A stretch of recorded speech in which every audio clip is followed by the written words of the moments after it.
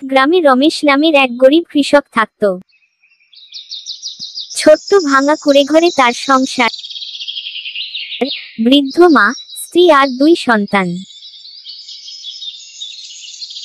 প্রতিদিন ভোরে সে মাঠে যেত, কিন্তু তার জমি ছিল অল্প আর ফসলও হতো সামান্য। খরার কারণে অনেক সময় জমি শুকিয়ে যেত, আবার বন্যায় সব ফসল নষ্ট হয়ে যেত।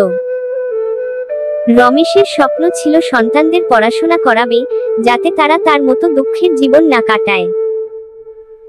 কিন্তু টাকার অভাবে ছেলেমেয়েকে বই খাতা কিনে দিতে পারত না। ছেলেটি প্রায়শই ক্ষুধার কান্না করত, আর মেয়েটি আধপেটা খেয়ে স্কুলে যেত।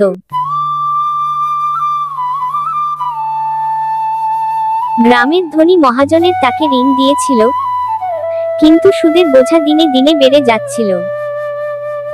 প্রতিদিন রমেশের মনে ভর করত অসহায়ত্ব, তবুও সে হাল ছাড়ত না। অল্প খাবার হলেও সবার সঙ্গে ভাগ করে খেত, মায়ের ওষুধের জন্য নিজের প্রয়োজন বাদ দিত।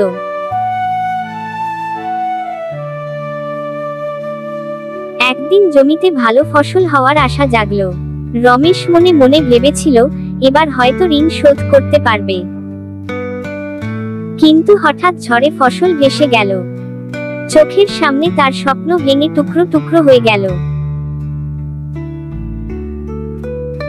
সেদিন রাতে রমেশ আকাশের দিকে তাকিয়ে বলল, হে ঈশ্বর, তুমি শুধু আমার সন্তানদের রক্ষা করো, আমি আর কিছু চাই না।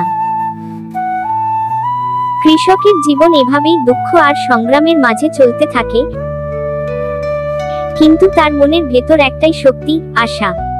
কারণ সে জানে, যত কষ্টই আসুক, একদিন ভালো দিন অবশ্যই আসবে।